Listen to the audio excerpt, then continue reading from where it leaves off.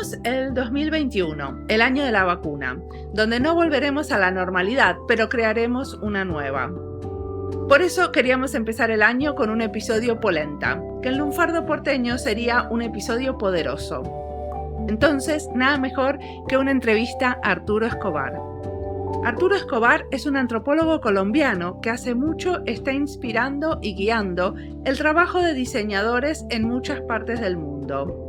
En varias entrevistas, cuando preguntaba qué te inspira o qué estás leyendo, muchísimos mencionaron el trabajo de Arturo. Varios de sus libros y sus artículos, no solo uno en particular. Por eso esta entrevista me daba miedo. Pensé que antes de entrevistarlo tenía que leer sus libros, pero no tuve tiempo de sentarme a leer todo lo que hubiera querido. Entonces, mi estrategia fue pedirles a varios amigos y colegas que me manden preguntas y después improvisar, como siempre. Muchísimas gracias especialmente a Alfredo Gutiérrez, Ricardo Amaste y Johanna Satzulenen, que me mandaron preguntas muy bien pensadas. Creo que algunas de esas preguntas las fui pudiendo hilvanar en esta charla. Mi nombre es Mariana Salgado, esto es Diseño y Diáspora.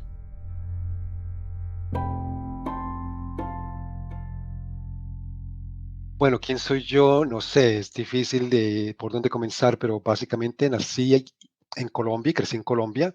Nací en Manizales, crecí en Cali. Me vine para Estados Unidos a hacer un posgrado, una maestría, todavía en las ciencias. Mi educación universitaria en Colombia fue en ingeniería química y en bioquímica, y llegué a Estados Unidos a hacer una maestría en nutrición y ciencia de alimentos. Y fui, digamos, cambiando lentamente hasta que llegué finalmente a la antropología. He vivido la mayor parte de la vida ya en Estados Unidos, aunque mantengo una conexión muy fuerte con Colombia y América Latina. Los últimos 5 años hemos estado pasando la mitad del año en Colombia, en Cali. Y, entre otras cosas, adelantando un proyecto de transición regional para nuestra región en Colombia, del cual posiblemente hable en algún momento en la entrevista. ¿Y qué es lo que te llevó al diseño? ¿Cómo fue ese pasaje de la antropología al diseño? Bueno, muy interesante en cierta forma, por una serie de contingencias, casi que accidentes en cierta forma de la vida. Yo llegué a California a hacer mi doctorado en Berkeley y uno de los profesores de mi comité era un viejo filósofo de sistemas que se llamaba West Churchman. Y él había escrito un libro un poco difícil que se llama El diseño de sistemas de pensamiento o algo así. The Design of Inquiring Systems. Y se me quedó ese título, esa idea de que los sistemas para pensar, con los cuales pensamos, eran diseñados o pueden ser diseñados. Que es un poco después la idea de Foucault del discurso también. El discurso es algo que es profundamente, digamos, estructurado, que tiene reglas de formación, etcétera, etcétera. Esa fue una primera influencia. La segunda influencia fue encontrarme en el 86 con el libro de Fernando Flores y Terry Winograd, Comprendiendo los computadores y la cognición, Understanding Computers and Cognition. Como veo que lo conoces, el subtítulo te recordarás que es... Sí, porque ellos son muy importantes en el área de Human-Computer Interaction. Exactamente, sí. Y todavía, y me he reconectado con ellos últimamente, y estamos en un proyecto con Winograd y Flores y otra parte de personas más, con Don Norman también, diseñador de San Diego, pensando qué ha cambiado desde el libro del 86 y cómo, digamos, actualizarlo. Es más o menos en términos generales lo que estamos tratando de hacer. ¿Y qué ha cambiado? ¿Me das una pauta? Bueno, sí, sí, han cambiado muchísimas cosas. Ha cambiado la relación entre de los humanos con las tecnologías por todos los social media, por la proliferación de los social media en todos los dominios de la vida social. Ha cambiado también toda la perspectiva, digamos, ecológica es nueva de la devastación de la tierra. Entonces, eso no estaba en el libro para nada.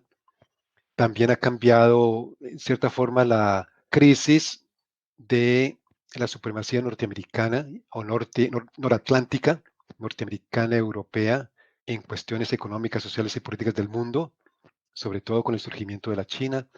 Ha cambiado el pensamiento mismo sobre estas cosas, sobre todo lo que llamo la irrupción de la relacionalidad, la preocupación con ir más allá del antropocentrismo, Es decir, todo lo que tiene que ver con lo posthumano, con reunir lo humano con lo no humano, de ir más allá de ese dualismo fundante de la modernidad, que es la separación entre lo humano y lo no humano en particular.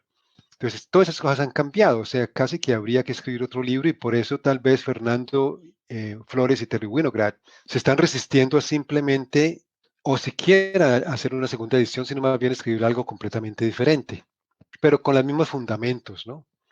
Especialmente los fundamentos teóricos basados en Maturana y Varela, basados en Heidegger y basados en la filosofía del lenguaje, que son como los tres grandes hilos que llegan a ese libro y que lo hacen que se constituya en una nueva fundamento para el diseño.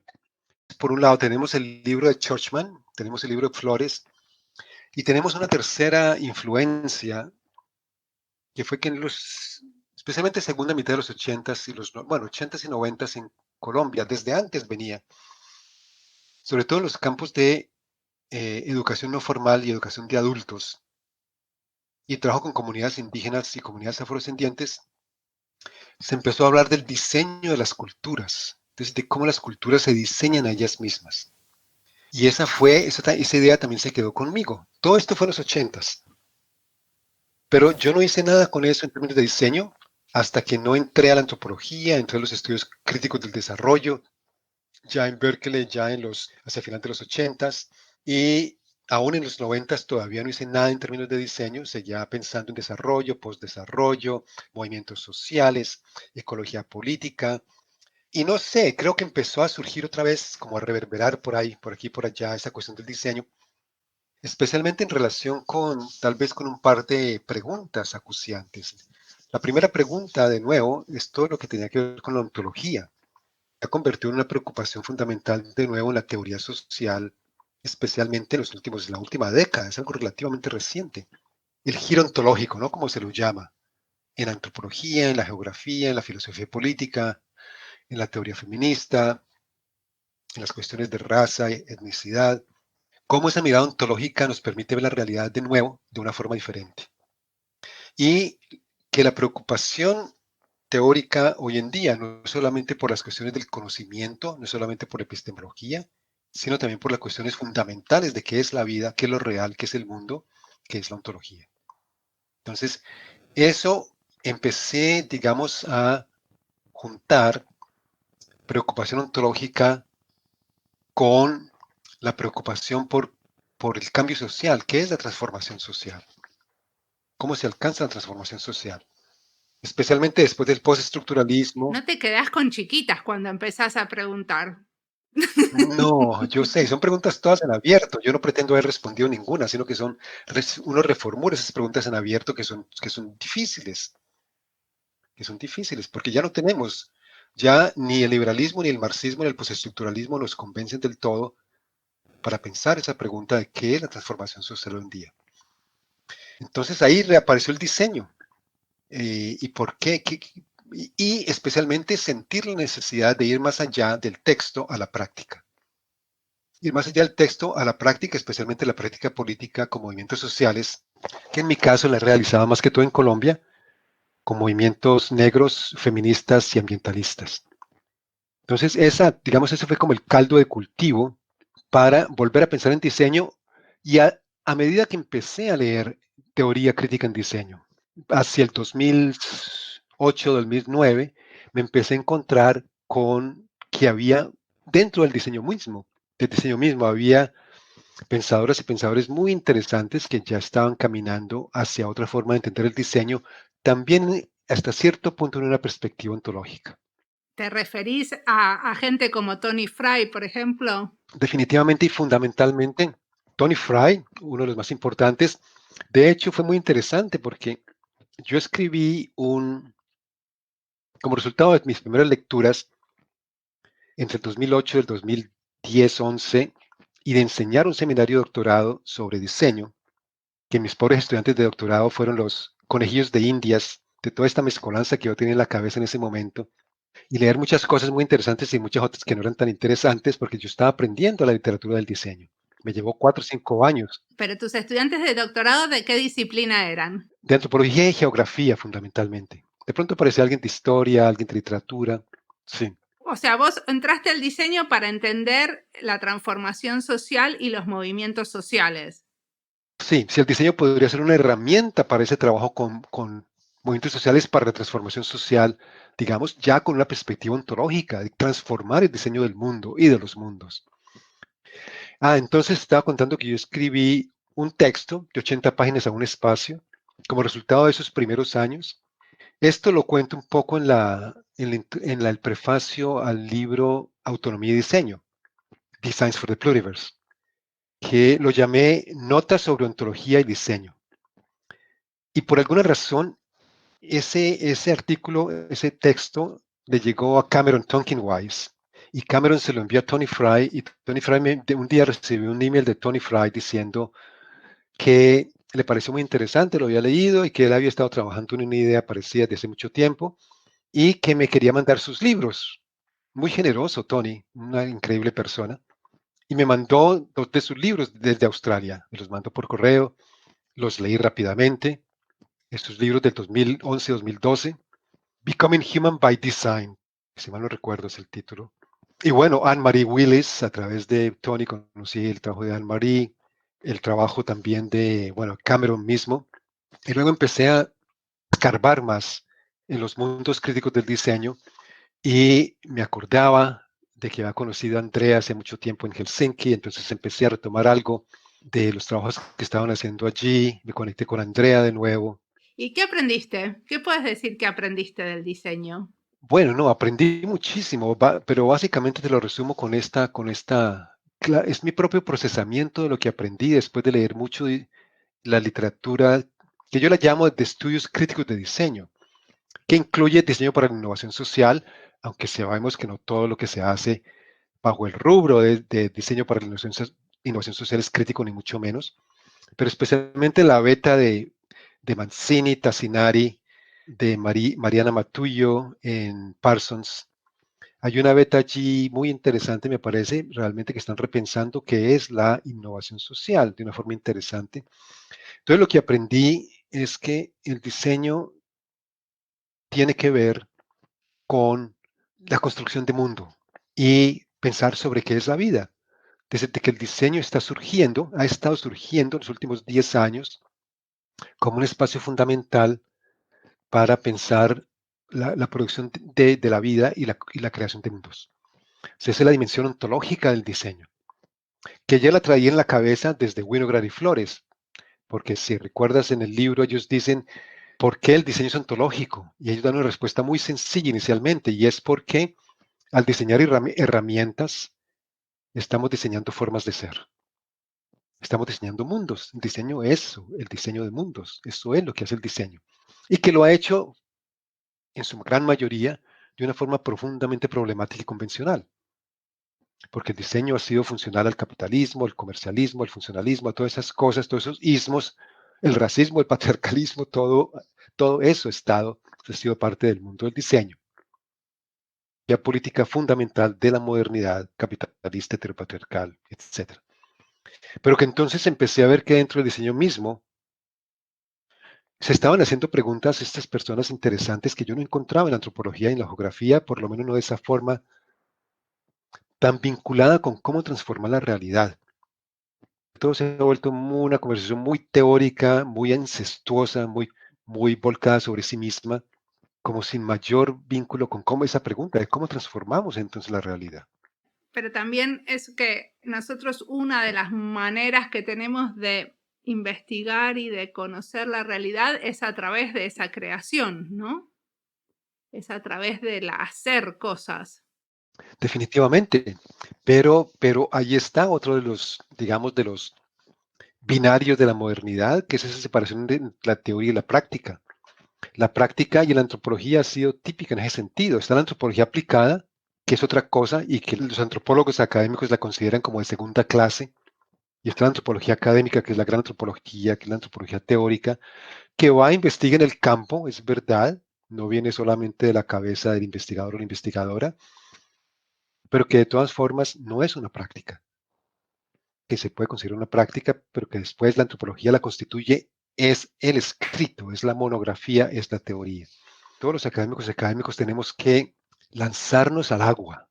Ya no podemos seguir simplemente debatiendo en los libros que cada vez leen menos personas, con lenguajes cada vez más abstractos y más rebuscados, que solo entiende un grupo pequeño de especialistas, los convertidos, digamos, a esos lenguajes. Sí. Y decime, ¿y cómo te lanzaste vos?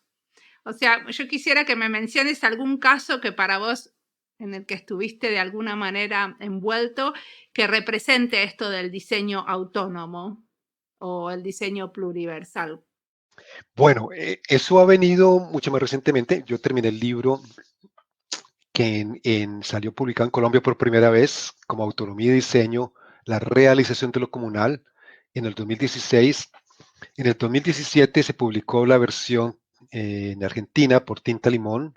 Te la puedo enviar si no tienes el PDF. Sobre todo porque esa entrevista contiene una entrevista, la versión argentina tiene una entrevista larga conmigo al comienzo, que básicamente me la hizo Verónica Gago, de Tinta Limón, antes de Colectivo Situaciones, que me gusta mucho y que explica muchas de estas cosas. Entonces, en los últimos años, básicamente mi actividad, digamos, política, si se quiere, de activista, ha sido, como te decía, más que todo con grupos de movimientos sociales afrocolombianos, afrodescendientes.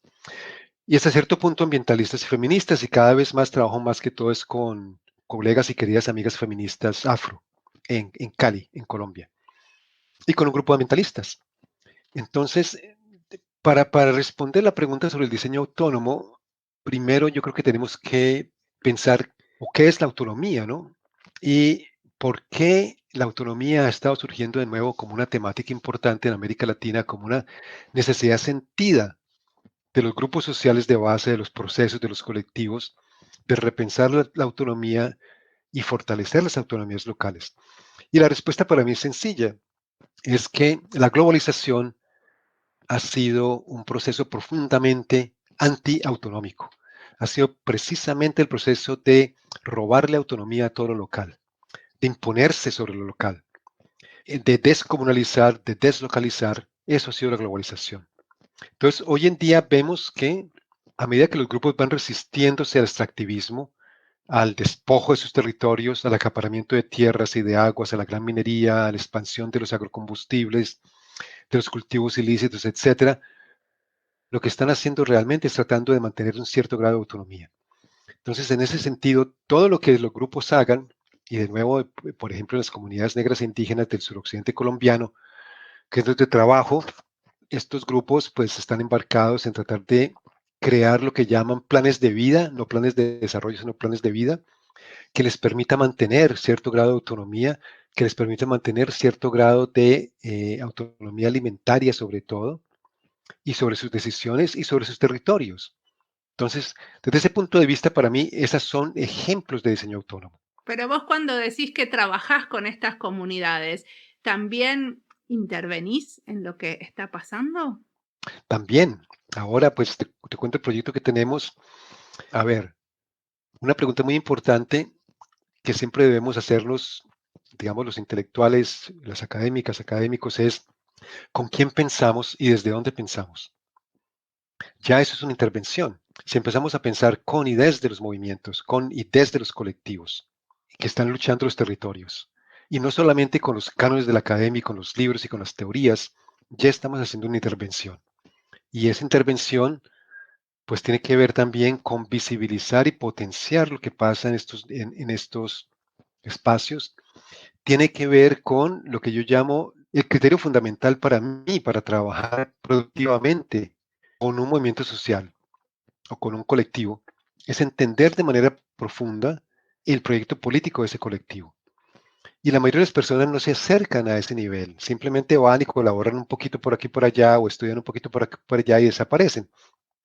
Y ya las personas de afuera, digamos, los académicos, estudiantes que vienen a hacer una tesis de maestría, doctorado, y ya la mayoría de los colectivos por eso no quieren ese tipo de colaboración, sino que quieren pues colaborar con personas que realmente en cierta forma se convierten, nos convertimos en parte del movimiento.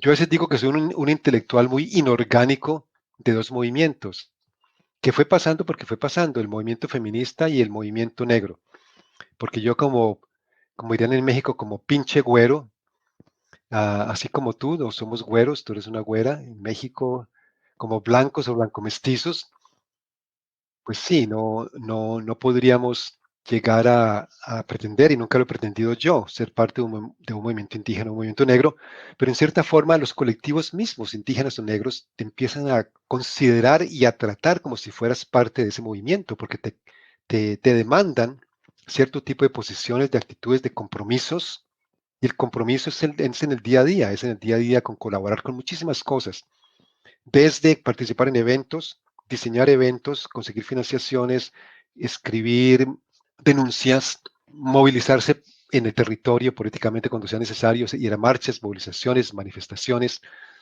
Todo eso es parte de esa actividad política que en América Latina pues la conocemos, ¿no? Pero que cada vez más se hace en los términos desde abajo, no en los términos de una izquierda que llega desde arriba, sino más bien una izquierda o un progresismo que realmente se mete a los procesos como están ocurriendo autónomamente en los territorios.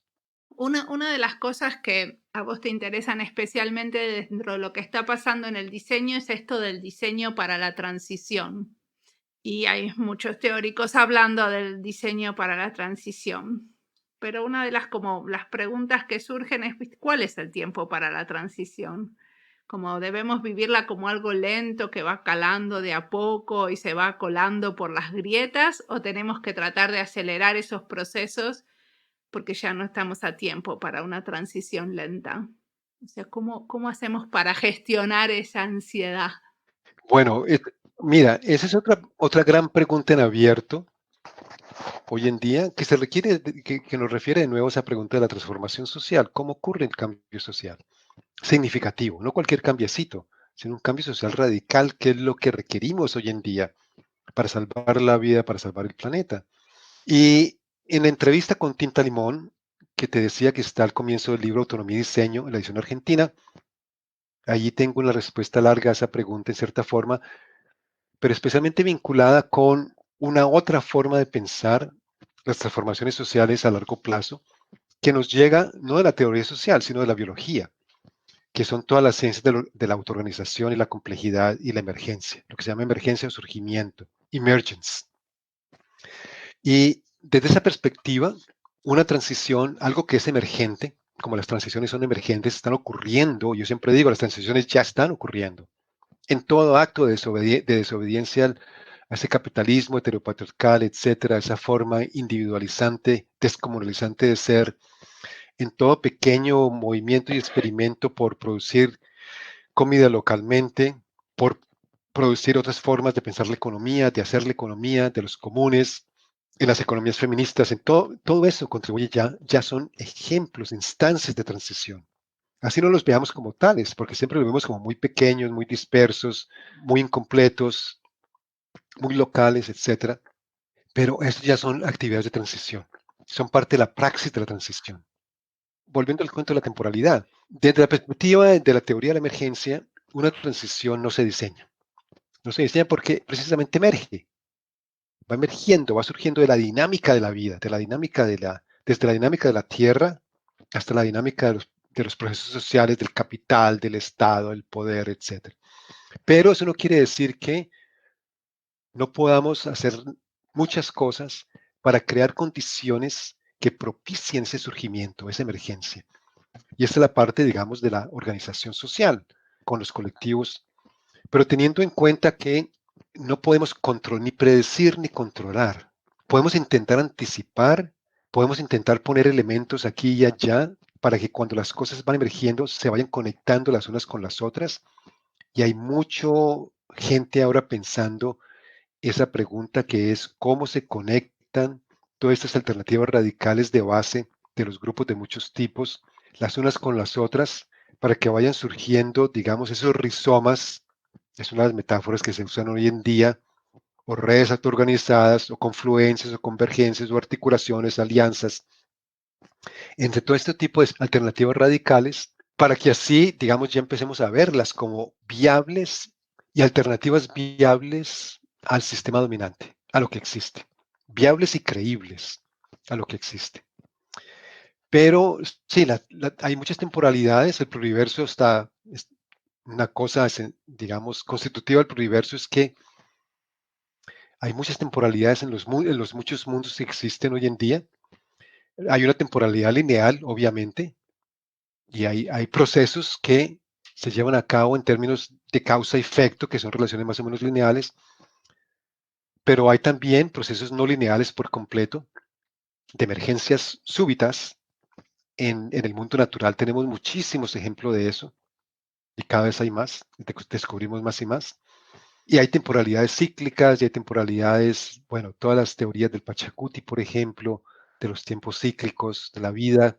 Perdón, ¿qué son las teorías del Pachacuti? Bueno, la teoría del Pachacuti, y yo no soy experto en esto, yo creo que una de las personas que escribe muy bien sobre esto es Silvia Rivera Cusicanqui, es un tiempo de trastocamiento del orden establecido, de que la dinámica misma de estos órdenes dominantes produce condiciones cuando se empiezan a resquebrajar tanto como estamos ahora en un momento de crisis tan profunda, ecológica, social. Yo digo que la crisis es una crisis del clima, de la energía, de la alimentación, de la desigualdad, de la pobreza y de los significados. Y es muy importante incluir de los significados porque quiere decir que se refiere a una crisis ontológica, una crisis en el modo de ser del humano en el mundo, porque el humano se ha alejado mucho de esa forma de ser que le permitía estar en relación con la tierra y en relación con las otras personas. El significado de la dimensión ontológica de la crisis.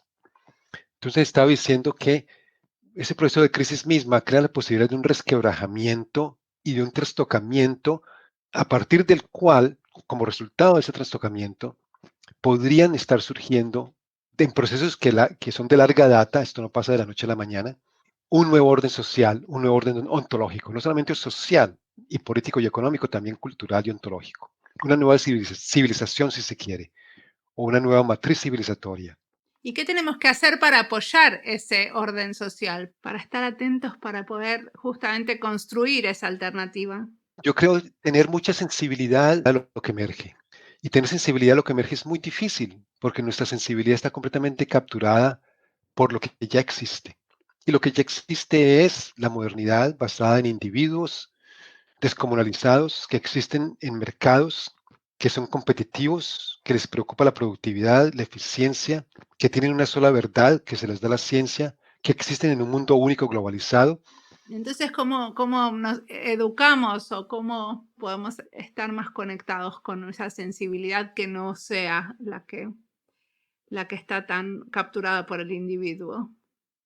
Bueno, ahí viene últimamente estoy hablando de 5 ejes, digamos, de rediseño o para pensar estrategias de rediseño, estrategias a nivel individual o a nivel colectivo, que nos permiten tener esa sensibilidad a lo que emerge, que nos permiten ir caminando hacia las transiciones, en el camino, en el trayecto de las transiciones.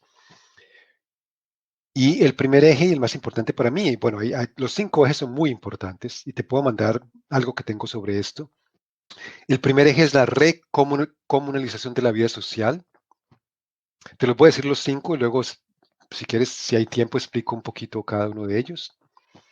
El primero es la recomunalización de la vida social. El segundo es la relocalización de las actividades económicas, de alimentación, etc. El tercero es el fortalecimiento de las autonomías.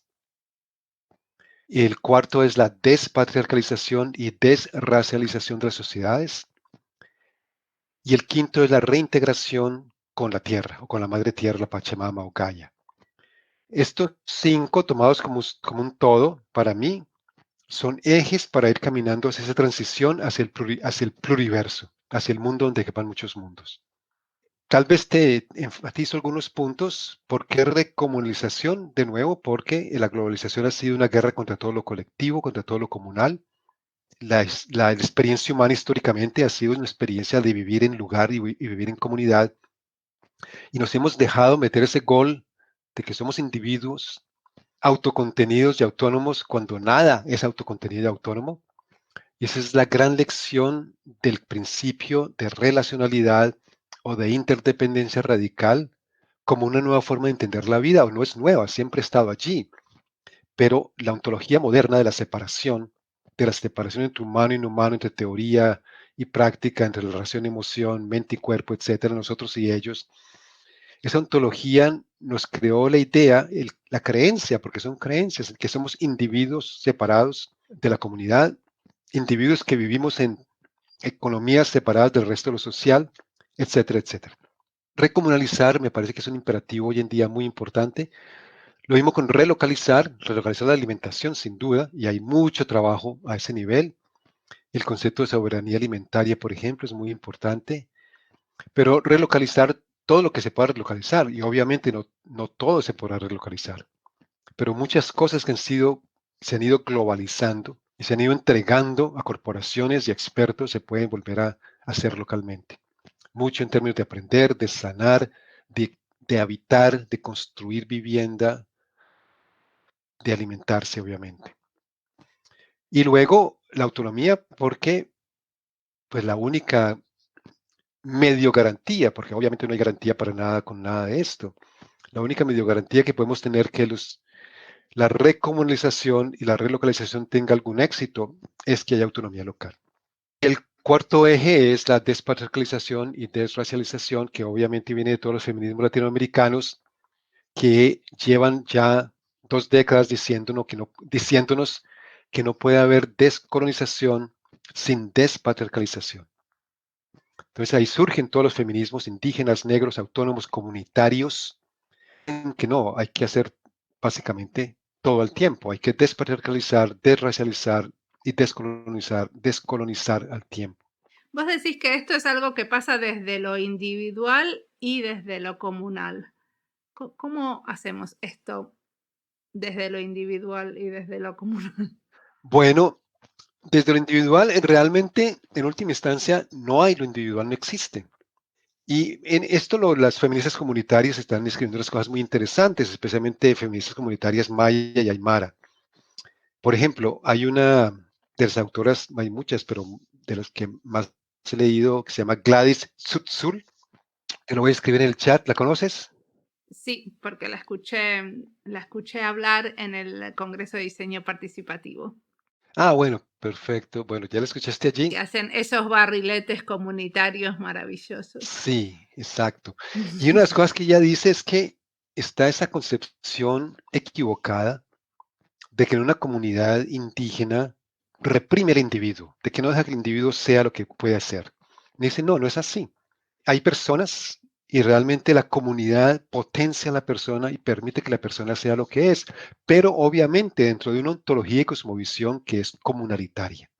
Eso de que en la modernidad, de que el individuo puede ser lo que quiera y lo que le dé la gana, y la ideología americana es la más intensa en ese sentido del self-made man, ¿no? De la persona que sale de la nada y puede llegar a ser billonario hoy en día, porque ya no hablamos ni de millonario.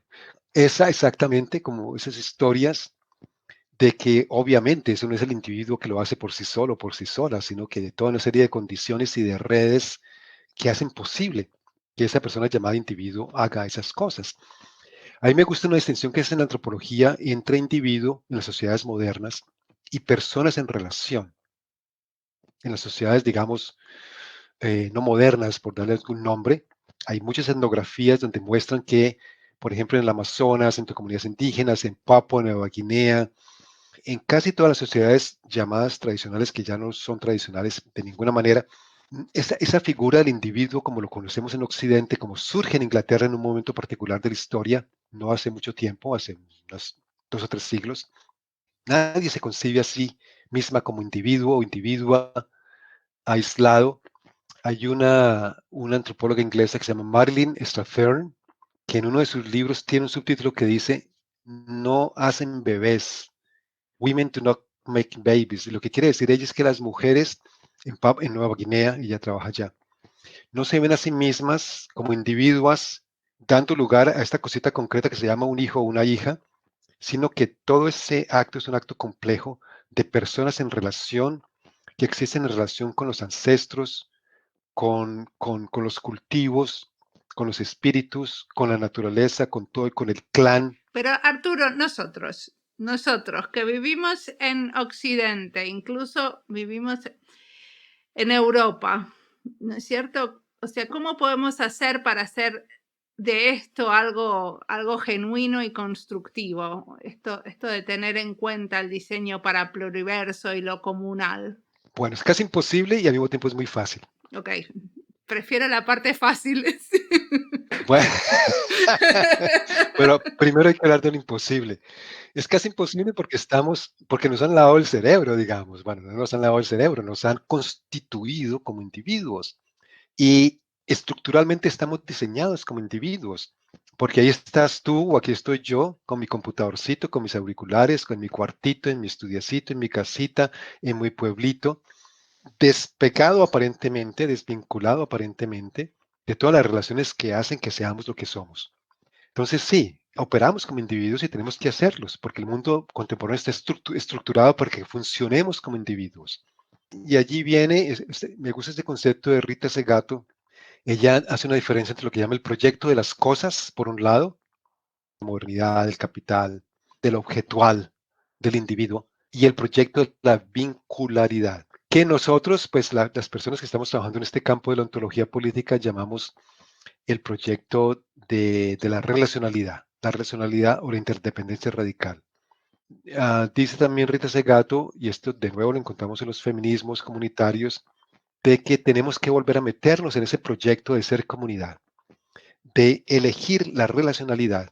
Entonces tú en Helsinki, y yo sé que a ti te queda más difícil porque es muy frío allá y salir a crear comunidad con otros y otras es como difícil en medio del frío y de la oscuridad. Bueno, por suerte tengo los más que humanos, ¿no? Los árboles y Eso, tienes todo el eso también. mar. El mar, los lagos, eso, que hay que volver a reconectarse con otros y otras y con los no humanos también. Y si uno, y esto surgió para mí muy claro en el Congreso de Manizales de Diseño Participativo, en una de las sesiones, y ya no me acuerdo quiénes estaban allí, pero fue muy interesante, donde se hablaba de metodologías de diseño desde una perspectiva participativa.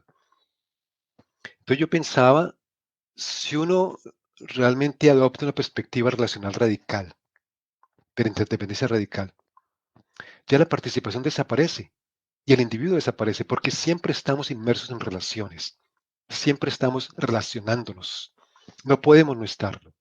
Esta es la parte fácil, pero la parte fácil, la parte difícil es ver lo que es así y internalizar esas, digamos, insights, esas ideas de la relacionalidad.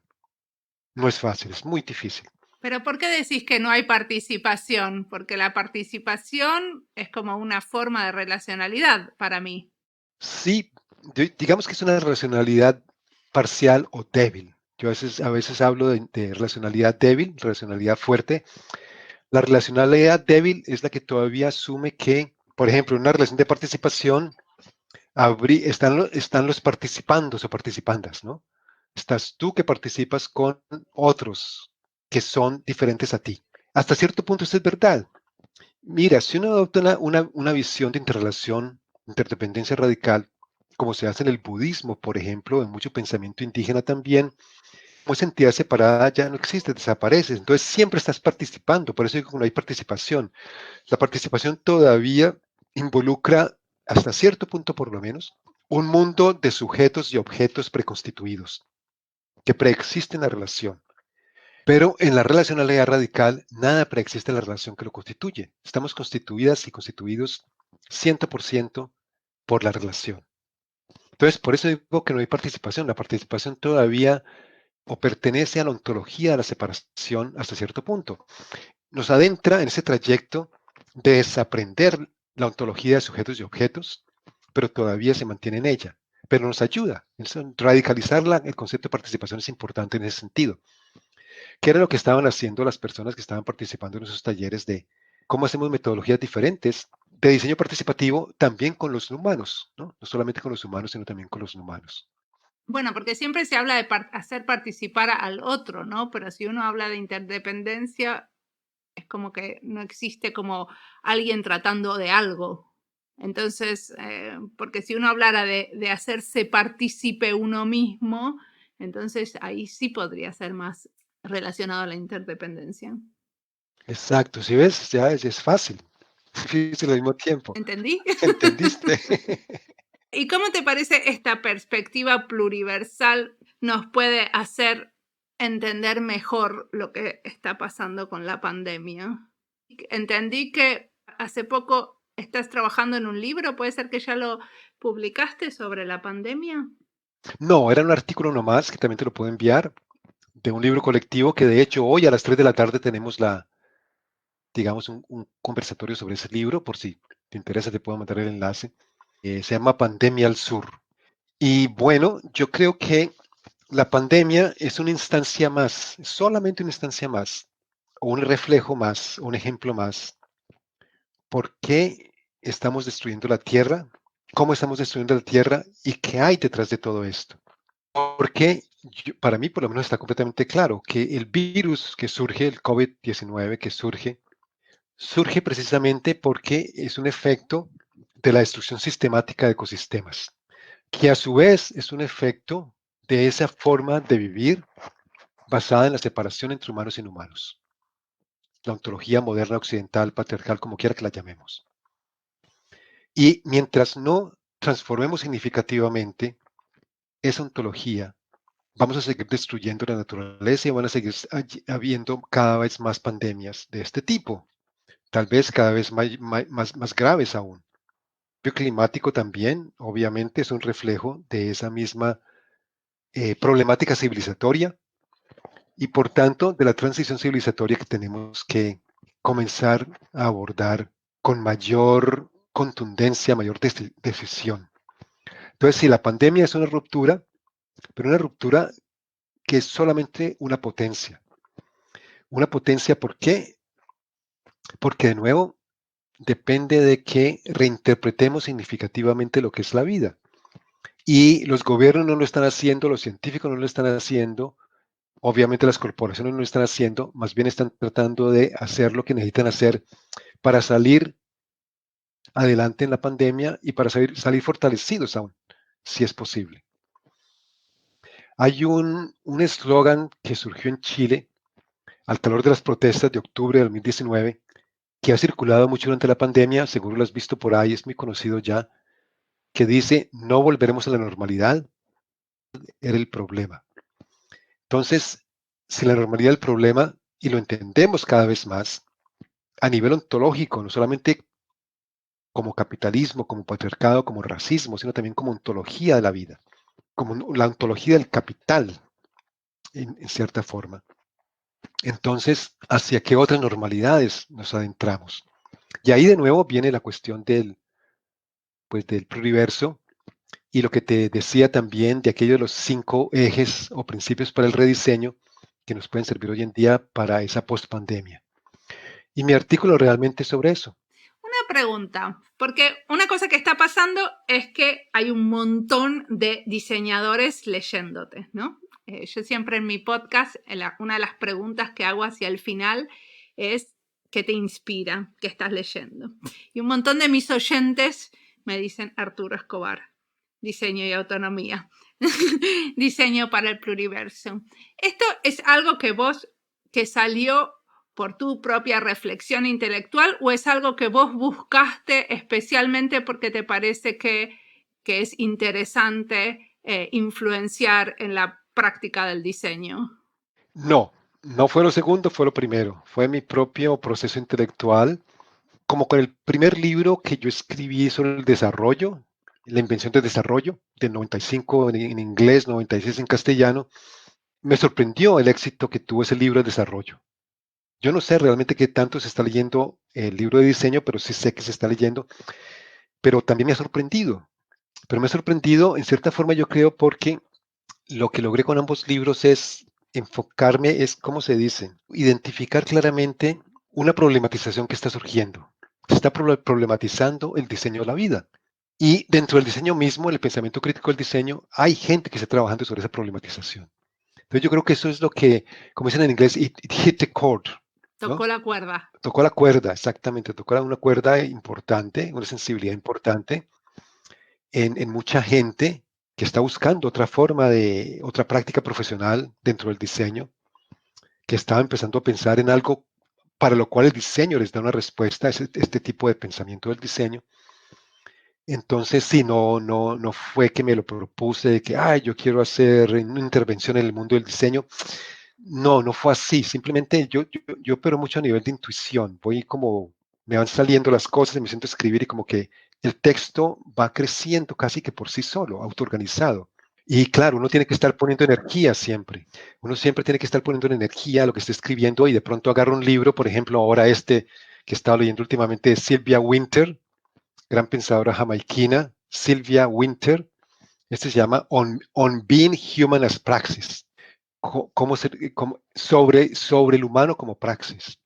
Y ella en este libro es muy difícil de leer en cierta forma el primer ensayo o es el segundo que tiene 80 páginas y ella crea todo un lenguaje diferente para hablar de lo que termina llamando la concepción liberal secular monohumanista de lo humano. La concepción secular liberal monohumanista del humano. Necesitamos todo otro podcast para que me lo expliques eso. Necesitaríamos otro, y no creo que te lo pueda explicar porque es muy complejo y todavía no lo puedo entender bien del todo. Pero básicamente para mí esa noción monohumanista del humano es lo que nos tiene atrapados. Entonces, si de pronto estoy escribiendo algo y agarro a Sylvia Wynter y, wow, esto está interesantísimo, entonces voy al computador otra vez y escribo otra cosa, y por ahí van saliendo hilos que yo no había pensado para nada cuando comencé a escribir. Entonces, ese para mí es interesante y bueno, sí. ¿Y te parece que con toda esta investigación sobre lo comunal y el diseño autónomo, cambiaron cosas también de tu vida cotidiana? Sí, definitivamente. Yo creo que ser más consciente cada día más de esto de la relacionalidad, como una posibilidad clara, contundente de vivir. Digamos, me ha afectado muy positivamente en prácticas, digamos, academizantes que yo mantenía y cada vez soy más crítico de la academia. Me ha llevado más, y esto ha sido también parte de mi, digamos, mi viaje personal, si se quiere, al terreno del budismo como una práctica de la relacionalidad, del estar presente, el mindfulness, el estar presente. Y bueno, el budismo es una filosofía milenaria la filosofía de la mente más sofisticada que existe, que es la realidad en relación con la mente. Bueno, y en el budismo está este concepto de lo comunal, como la Sangha, como el grupo de gente, es como muy importante para la concentración y la práctica de la meditación. Exactamente, todo eso. Y la interdependencia y la compasión. Si entendemos la interdependencia de una forma profunda, nos lleva a finalmente entender que no hay ego, no hay yo, no hay individuo. Y volvemos al comienzo del cuento, que porque es tan difícil por los budistas desarrollar una práctica de toda una vida para llegar a esa conclusión y realmente desaprenderse del ego, que es la causa del sufrimiento, y por tanto que la única ética posible de la vida es la compasión. En el budismo, la manera de llegar a ese como estar con el otro y lo comunal es la práctica de la meditación, si lo entiendo bien. ¿Estás meditando? Exactamente, en la práctica de la meditación. Comencé a meditar el budismo me interesó desde hace muchas décadas y lo leía como teoría, pero nunca desarrollé una práctica hasta hace unos 10 años que empecé a meditar, a aprender sobre la práctica de la meditación. No lo hago mucho, no lo hago muy bien, lo hice por unos 5 años, últimamente no tanto. Me gustaría volver a hacerlo de una forma más asidua, pero bueno, y ahora con esto del Zoom que ha colonizado nuestro tiempo, pues más difícil todavía, sí. Pero sí, claro, ha cambiado o cambia y la forma en que trabajo en Colombia con mis amigas y colegas ambientalistas y feministas en nuestros proyectos, está mucho más informado por estas concepciones de la relacionalidad. Hay que convertirlo en una fuerza viva para vivir en todo el ámbito de lo que podamos. Muchísimas gracias, Arturo.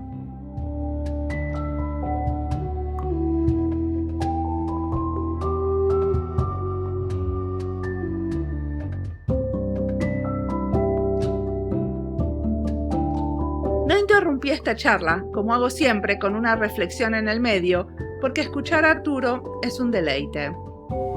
A mí me encantó, y supongo que lo que queda después de escucharlo es muchas ganas de sumergirme en sus textos. No sé si les pasó igual. Este episodio será parte de varias listas que tenemos en Spotify y en nuestra página web.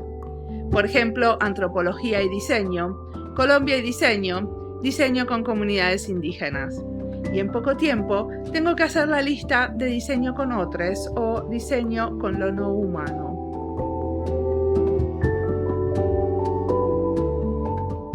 Arturo nos convoca a volver a reconectarnos con otras y otros y lo no humano.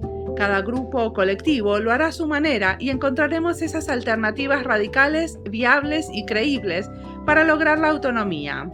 Y seguiremos escuchando a otros con ganas de compartir ideas de cómo piensan y cómo ponen en práctica algunas de estas ideas.